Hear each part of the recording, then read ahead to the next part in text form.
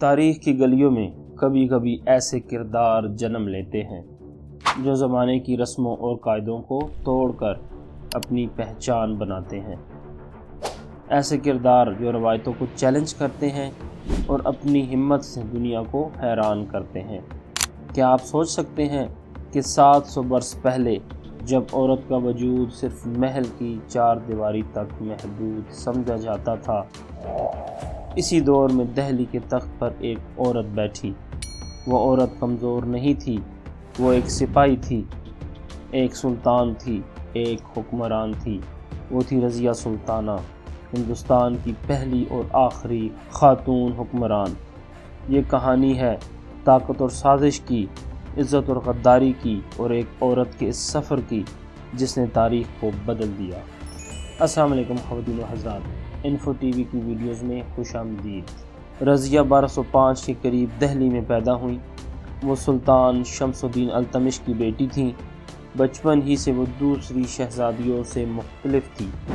جہاں محل کی لڑکیاں کھیل کود اور زیورات میں وقت گزارتی تھیں، وہاں رضیہ کو گھڑ سواری، تیر اندازی اور تلوار بازی میں دلچسپی تھی۔ اس نے قرآن و حدیث کی تعلیم حاصل کی، ساتھ میں فارسی اور عربی ادب بھی پڑھا۔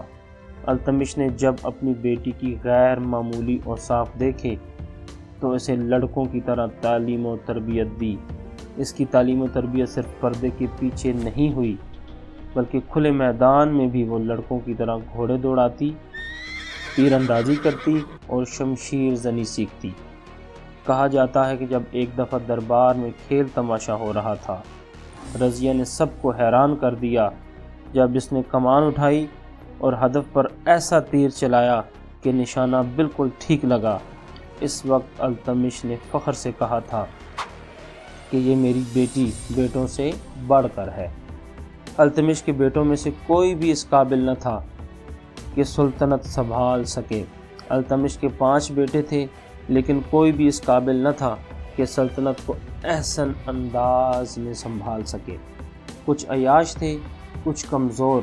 تاریخ بتاتی ہے کہ التمش نے اپنے درباریوں سے کہا، میرے بیٹوں میں سے کوئی اس قابل نہیں، اگر وارث چاہیے تو میری بیٹی رضیہ ہے۔ یہ بات اس دور کے لوگوں کے لیے ناقابل یقین تھی، لیکن التمش کو یقین تھا کہ رضیہ ہی سلطنت کا بوجھ اٹھا سکتی ہے۔ التمش کی وفات کے بعد دہلی کا تخت خالی ہوا۔ قلعے کی در و دیوار پر سناٹا چھا گیا، لیکن یہ سناٹا زیادہ دیر قائم نہ رہا، کیونکہ تخت کے لیے لالچ اور سازشوں کا طوفان اٹھنے والا تھا۔ التمش نے واضح کر دیا تھا کہ اگر اس کے بیٹے اہل ثابت نہ ہوں تو دہلی کی حکمرانی رضیہ کے سپرد کر دی جائے۔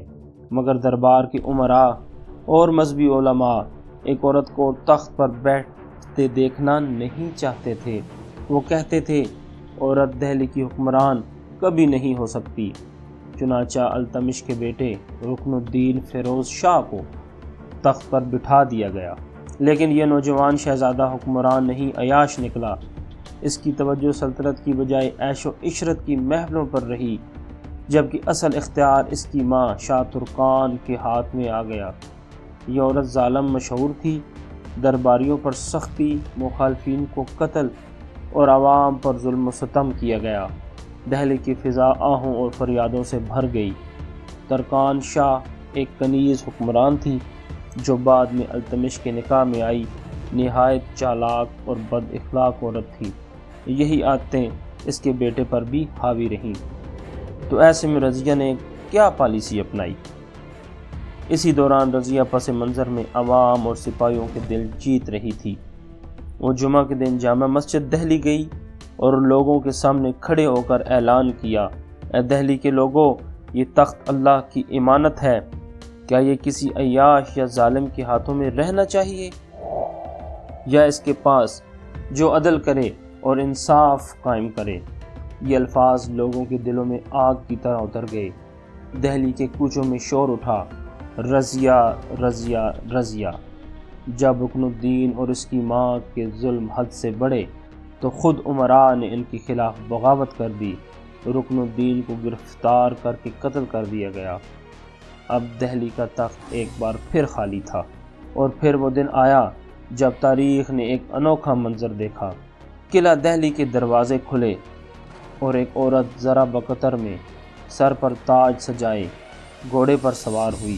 یہ کوئی عام عورت نہیں تھی، یہ تھی رضیہ سلطانہ بنت التمش۔ وہ لمحہ تاریخ میں ہمیشہ کے لیے امر ہو گیا جب ایک بیٹی نے اپنے باپ کی وراثت سنبھالی اور دہلی کی پہلی اور آخری سلطانہ بن گئی اور 1236 میں اقتدار سنبھال لیا۔ تخت پر بیٹھنا آسان تھا، مگر اسے قائم رکھنا یہ سب سے بڑا امتحان تھا۔ کیا ایک عورت 700 برس پہلے دہلی جیسی وسیع سلطنت کو سنبھال سکتی تھی؟ کیا درباری، امراء اور سپاہی اسے تسلیم کریں گے یا اس کے خلاف تلوار اٹھائیں گے؟ رضیہ سلطانہ کو سب سے پہلے اپنے ہی درباریوں کی مخالفت کا سامنا کرنا پڑا۔ وہ کہتے تھے عورت کے سر پر تاج یہ ہماری غیرت کے خلاف ہے، مگر رضیہ خاموش نہ رہی اور اس نے کہا تخت خون یا جنس سے نہیں بلکہ قابلیت سے ملتا ہے۔ لیکن سوال یہ تھا، کیا صرف انصاف اور ہمت سازشوں اور بغاوتوں کو روک پائیں گے؟ پھر بغاوتیں شروع ہوئیں۔ ملتان، بدایوں اور لاہور کے حکمران سر اٹھانے لگے۔ ہر طرف ایک ہی سوال گونج رہا تھا، رضیہ ایک عورت کب تک دہلی کے تخت کو بچا پائے گی؟ لیکن رضیہ نے ہمت نہ ہاری۔ وہ جانتی تھی کہ اگر اس نے قدم پیچھے اٹھایا تو دہلی سلطنت کا وجود خطرے میں پڑ جائے گا۔ اس نے ذرا بقطر پہنی، گھوڑے پر سوار ہوئی اور فوج کے آگے کھڑی ہو گئی۔ رضیہ نے صرف تلوار سے نہیں، اپنے عدل اور جرأت سے بھی لوگوں کے دل جیتنے کی کوشش کی۔ وہ دربار میں پردے کے پیچھے نہیں چھپی رہتی تھی، بلکہ کھلے دربار میں سب کے سامنے بیٹھ کر فیصلہ کرتی۔ وہ عورت نہیں بلکہ ایک سلطان بن کر عدالت لگاتی۔ پر سوال یہ تھا، کیا دہلی کے امراء اپنی سلطان کو قبول کریں گے یا اس کی سلطنت کو ٹکڑوں میں بانٹ ڈالیں گے؟ رضیہ کا عدل اور بہادری دہلی کے عام لوگوں کو اپنی طرف کھینچنے لگی۔ عوام کہنے لگی، یہ عورت نہیں، دہلی کی اصل سلطان ہے۔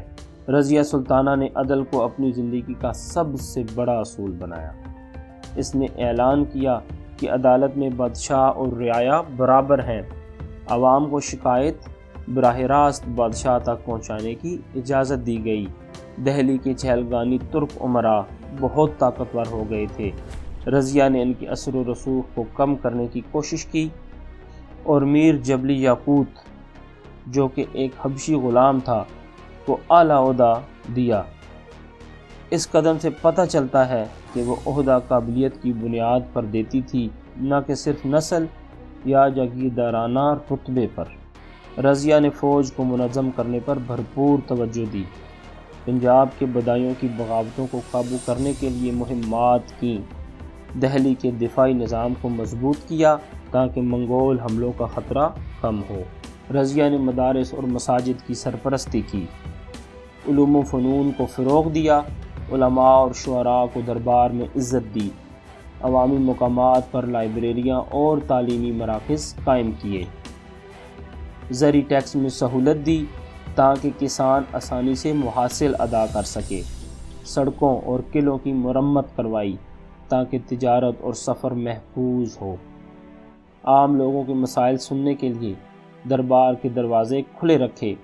تاریخ لکھتی ہے کہ اگر کوئی عام شہری بھی شکایت لے کر آتا تو رضیہ خود سنتی اور فوری کارروائی کرتی۔ اس کے فیصلے سخت بھی ہوتے تھے لیکن منصفانہ۔ رضیہ سلطانہ نے دہلی کے تخت پر بیٹھنے کے بعد کئی سال 1236 سے 1240 تک اپنی حکمت اور بہادری سے حکومت کو سنبھالا، مگر حقیقت یہ تھی کہ درباری امراء اور اس کے بھائی اسے دل سے کبھی قبول نہ کر سکے۔ اسی دوران ایک نئی سازش اٹھی۔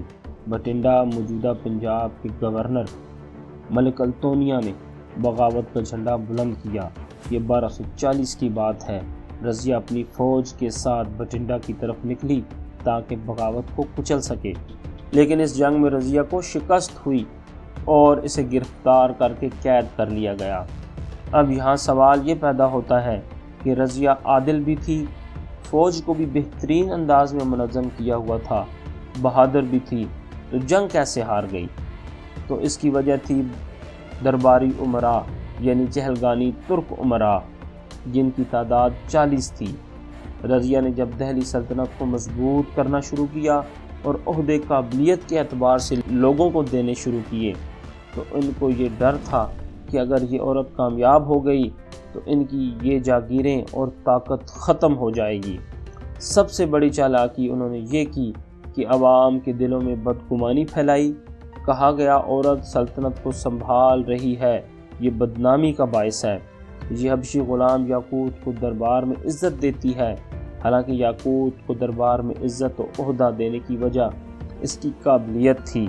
یہ پروپیگنڈا عوام کے ایک حصے پر اثر انداز ہوا۔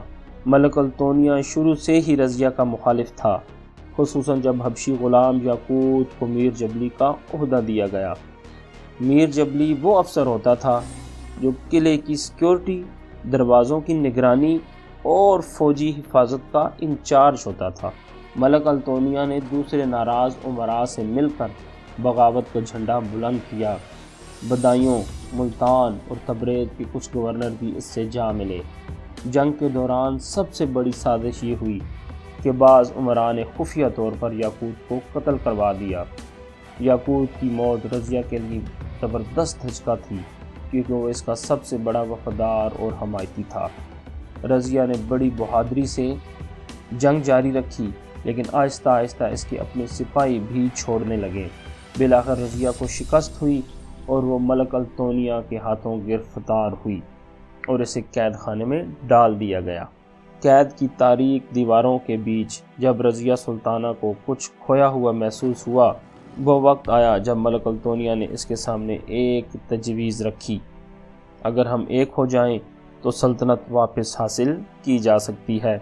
رضیہ جو شکست اور اپنے ہی امراء کے دھوکے کی وجہ سے ٹوٹ چکی تھی، بالآخر ملک التونیا سے نکاح پر راضی ہو گئی۔ یہ شادی صرف ایک تعلق نہیں بلکہ دہلی کے تخت کی واپسی کا خواب بھی تھی۔ شادی کے بعد رضیہ اور التونیا نے ایک مشترکہ فوج تیار کی۔ دہلی کی گلیوں میں خبر پھیل گئی کہ ملکہ واپس آ رہی ہے۔ رعایا کا ایک حصہ اب بھی اسے چاہتا تھا، وہ جو اس کی عدل اور بہادری کو جانتے تھے۔ رضیہ اور التونیا نے فوج کے ساتھ دہلی کی طرف پیش قدمی کی۔